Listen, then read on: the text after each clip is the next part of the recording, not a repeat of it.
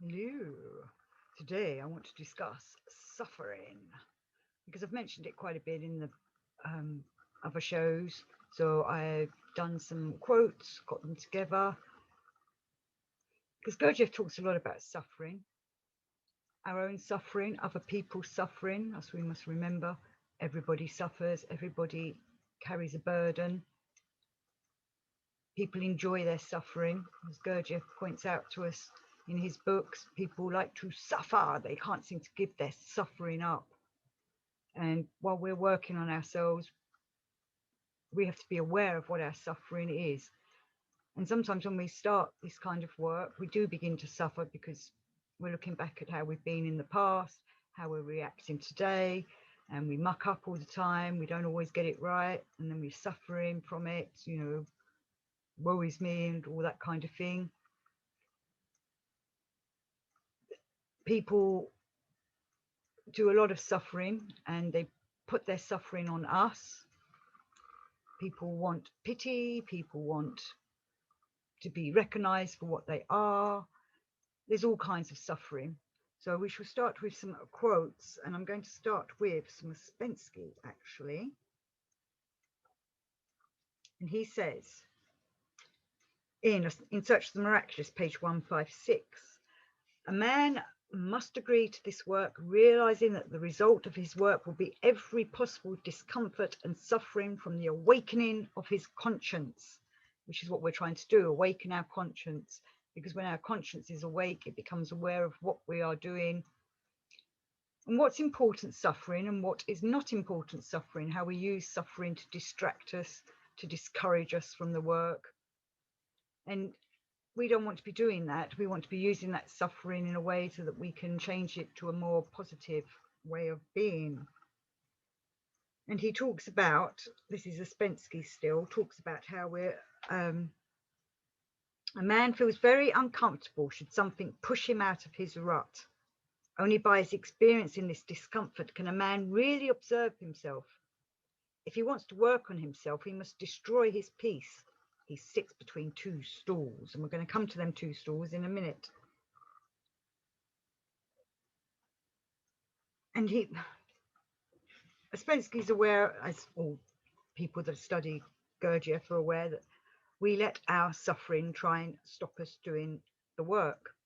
And Gurdjieff's, one of his aphorisms is, only conscious suffering has any sense. And most of the time, our suffering is not conscious. It's when we're being the mechanical automaton. It just continues throughout our life. We're used to suffering and going, woe is me, and all this. And we have to distinguish between what is suffering that helps us with the work, because we can change it around and make it of an energy that's more worthwhile in its use.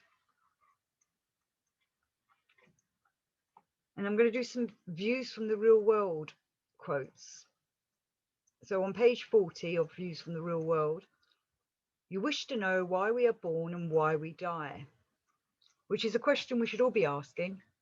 Everybody asks it in their life at some point, and most people might just think about it for a few minutes and then just carry on with their lives, their mundane, everyday, regular life. Where people like us should be thinking about this question quite a lot, and it will bring suffering because we'll be like, oh, why was I born? Why do I have to die? But we're preparing ourselves for our deaths anyway, so that when we die, it's not the end of everything. So continuing this quote from page 40, you wish to know why we are born and why we die. To really know, you must suffer. You must learn to suffer not as you do now, but consciously. At present, you cannot suffer for 1 franc. And to know, to understand a little, you must suffer for 1 million francs. And Gurdjieff's obviously talking about money there. And he used to charge people all kinds of prices for his work, but he made sure it was the price he offered to people was what they could afford. Now, obviously, he's not here today to pay him to teach us. Instead, we've got his books to learn from, and the dances, the movements, and such like. But it's not about just the money. The money is like an analogy for the quality of the work that we're putting into ourselves. Are you putting 1 franc's worth of effort in, or are you putting 1,000,000 francs worth of effort in? Do you think you're working on yourself all day half-heartedly? Or is it better to do 5 minutes a day of real conscious, full-on effort, which is the better for yourself? So views from the real world, page 98. Education of the horse needs time, needs suffering. Between the positive and negative principles, there must be friction, suffering. Suffering leads to the third principle. It is 100 times easier to be passive, so that suffering and result happen outside and not inside you. So we're trying to make that friction happen inside us, to get all them energies going and the quality going within us, because we're making that energy go all around us and hopefully then we'll emanate it like the sun, which is what we're trying to be, solar suns. We're trying to shine forth, but we need to work on that sun within ourselves first. So views from the real world, page 84. Obviously this is my edition. I hear there's different editions, so I should have written down which year my book is. There are 2 kinds of suffering, conscious and unconscious. Only a fool suffers unconsciously. We don't want to be fools. We might be idiots, but I've done a show on idiots, so you can look back at that one to figure out what that means about being an idiot and opposed to the idiots. What type of idiot are you? So we want to suffer consciously. We want to be aware of what we're suffering and why we're suffering and what it is that we're suffering for, and if it's worthwhile suffering, whatever it is that we're suffering about. We can suffer over many things. Obviously, we suffer when we can't get food. If we haven't got money to buy food, we suffer. We need food for our physical body. But there's also mundane suffering, I shall call it, where we're suffering over petty things that are not perhaps important in our development, but are just important in our mechanical automaton way of life. And I did oh, here, I'm going to do one about suffering mechanically. From Views from the Real World, page 100. We suffer whenever we are not mechanically quiet. There are different kinds of suffering. For instance, I want to tell you something, but I feel it is best to say nothing. One side wants to tell, the other wants to keep silent. The struggle produces a substance. Gradually, this substance collects in a certain place. So when we're being mechanical, like I was saying just now, it's a different kind of suffering. But if we're aware of what it is we're suffering and making it suffering over doing the work or, you know, our development, then it's a more important kind of suffering, and the quality of the energies created from it will occur in that special place. Ooh, where's that? Maybe your solar plexus, maybe not. Any answers appreciated in the comments section? And I did a show about the 2 rivers, and here's a quote to go with that. In the first river, suffering is completely useless because it is accidental and unconscious. In this other river, there is a different kind of suffering. Today, the drop suffers because yesterday it did not suffer enough. Here, the law of retribution operates. Only voluntary suffering has value. One may suffer simply because one feels unhappy, or one may suffer for yesterday and to prepare for tomorrow. And he goes on to say on page 100, oh, I've read this bit, but I'll read it again anyway. We suffer whenever we are not mechanically quiet. There are different kinds of suffering. And Views from the Real World, page 101.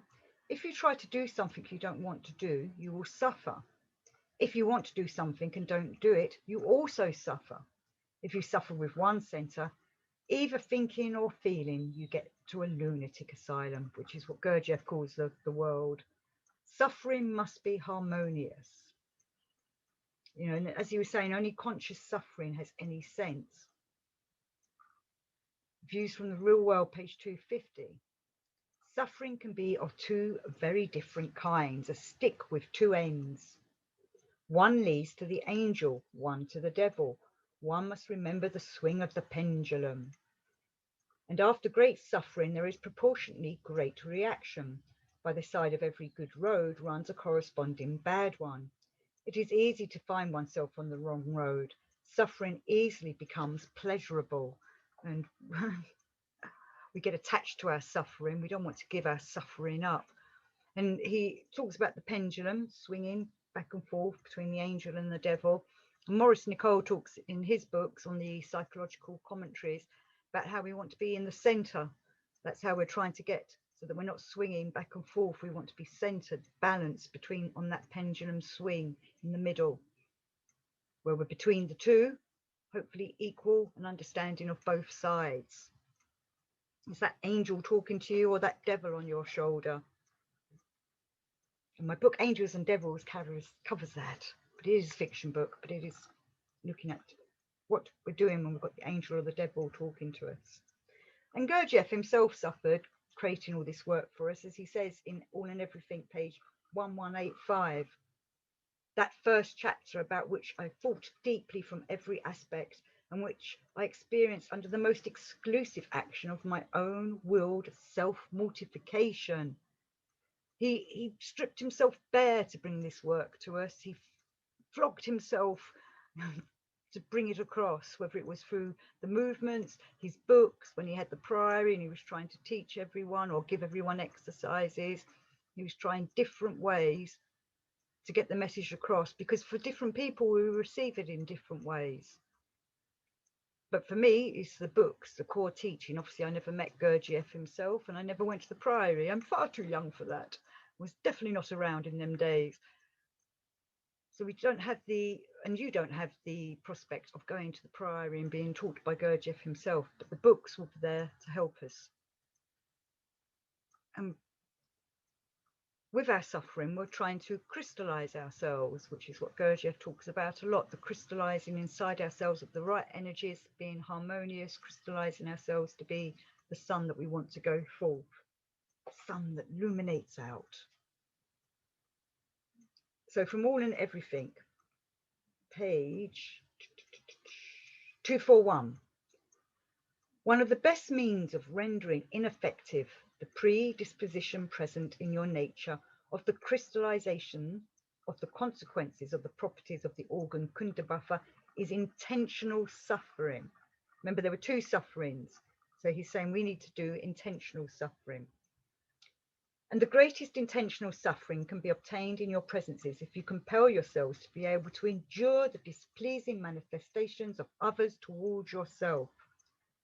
Saint Buddha is advising them to employ that kind of endurance while existing among other beings similar to themselves. And it is difficult taking on the manifestations of other people. We're supposed to be watching ourselves as to how, when we react or act, when people manifest their sometimes quite negative manifestations towards us, or their manifestations towards whatever's going on in their lives, we're seeing how other people react. It's very easy to watch others and not watch ourselves. We need to try and also look at how we react when someone is, let's say, nasty to ourselves. So All and Everything, page 372. Owing to the data crystallized in our common presences for engendering in us the divine impulse of conscience, the whole of our essence are and must be already in our foundation. Only suffering because the completed actualizing of the manifestation of such a being impulse can proceed only from the constant struggle of two quite opposite sources, namely between the processes of the functioning of the planetary body itself and the parallel functionings arising progressively from the coating and perfecting of our higher being bodies, which actualize every kind of reason. So we're coming back to that friction as them two bodies are trying to be developed, the planetary and the higher centers. And all the stuff that we're doing, all the work that we're doing and the effort that we're putting in to make that happen will create an energy, a friction within. And we want that to be a high vibration working on us and with us, so that we are developing ourselves and crystallizing ourselves. And Gurdjieff says in Life is Real Only Then When I attempted to explain the great difference between the voluntary and intentional suffering of man. to stimulate within myself the feeling of pity, thinking of other people who had no means of having such food. And he's talking about the work here. You know, many people don't have any inclination for this kind of thing because they don't know about it. And if they did, that's down to them whether they want to develop themselves or not. But Life is Real Only Then When I Am, that book is the third book in the All and Everything series, does great explanations of how suffering can be utilized to work for us. Our suffering is there for us to use in the right way. What was I going to do?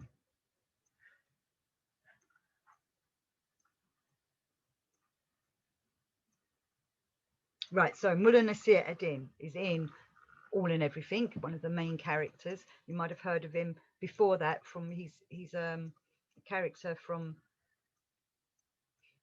I don't know if it's from the Arabic world, I can't remember now, but Mullah Nasir Eddin used to see the world in a way that was slightly different from everybody else, and it had these great quotes to explain situations, and this is one for suffering. Never will he understand the sufferings of another who has not experienced them himself, though he may have divine reason and the nature of a genuine devil. You know, as they say, walking in another's shoes. And walking in another person's shoes is not walking in that person's shoes as you would think you would do whatever that person was doing. You're trying to understand why that person's like that and try and think like that person does or feel how that person does, because not everyone does things in the same way. Sorry, I've got the hiccups.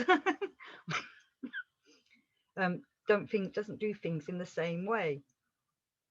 So when we're trying to walk in somebody else's shoes, which is difficult to do, because when we put on someone else's shoes, we start thinking like ourselves, but we're trying to think, why does that person react like that? Why is that person thinking like that? Why are they doing that? And sometimes it's quite a revelation to see how someone else thinks and feels. It makes us realize that we're all unique, even though we're all connected. Right, I was going to do, right, In Search of the Miraculous, page 240. A man feels very uncomfortable should something push him out of his rut. And we suffer. Only by experiencing this discomfort can a man really observe himself. If he wants to work on himself, he must destroy his peace. He sits between two stools. I think I've said that one already. I'm just repeating myself now, but that's okay. Nothing wrong with repeating. Right, so we're going to go on to, this is what I wanted to say. In Search of the Miraculous, page 274. Without sacrifice, nothing can be attained. They have to sacrifice only what they imagine they have, and which in reality they do not have. They must sacrifice their fantasies, but this is difficult for them, very difficult. It is much easier to sacrifice real things. Another thing they must sacrifice is their suffering. Nothing can be attained without suffering, but at the same time, one must begin by sacrificing suffering. And In Search of the Miraculous goes quite deep into why we're sacrificing our suffering. And this is obviously not intentional suffering. This is the more mundane, ordinary suffering that we all put up with. Automatic suffering, I think, is what they've been calling it in the books. I'm pretty sure that's the right word. We need to give up our automatic suffering, where we're stuck in patterns and we just react in the same old way, or act is really what we're doing. We're just repeating patterns. You know, when these situations arise, and instead we should be using our conscience and our consciousness to react in a new, more positive way. Right, then I wanted to do some John Godolphin Bennett, and I highly recommend John Godolphin Bennett's work. And this next quote kind of relates to something that I've got on my channel, which I'll mention in a minute. But John Godolphin Bennett says, Gurdjieff always emphasized the obligation we have to serve the future. Let me read that again. Gurdjieff always emphasized the obligation we have to serve the future, To prepare a better future for mankind, we must learn to make present sacrifices for the sake of the future. In the 1970s, Bennett gave a fantastic talk at the Gotham Mart all about a warning for the next 50 years. So he gave this in the 1970s. That 50 years is happening now. And everything he warned about has been happening like a prophecy. And I discussed this with Tony Blake on one of my videos. So you can go back if you want to. I would recommend it, of course, where me and Tony discussed this lecture that John Godolphin Bennett gave, and it is available online in places. I think we even mentioned where you can find it. So it's at the Gotham Book Mart. Was it 1970? I can't remember off the top of my head. But Bennett's books are wonderful to read anyway. There's also a few websites about Bennett, and I recommend obviously Ben Bennett's and his wife Cindy's. The website they've done about John Bennett's, John Godolphin Bennett's work is fantastic, and they put lots of recordings up. They put a lot of books up. They sell a lot of the books as well, but you can get PDFs from them.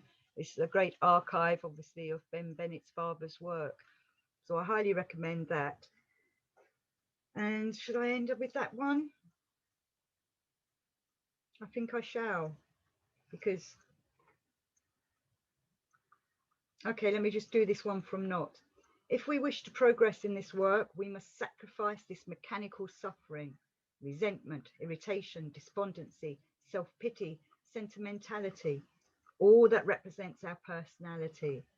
The pangs of death of personality, of the labour birth, pains of the birth of I, real I in quotations, not the, or the other eyes. We want to make all the eyes come together under Deputy Steward and let real I come through so that we can be genuine, real people.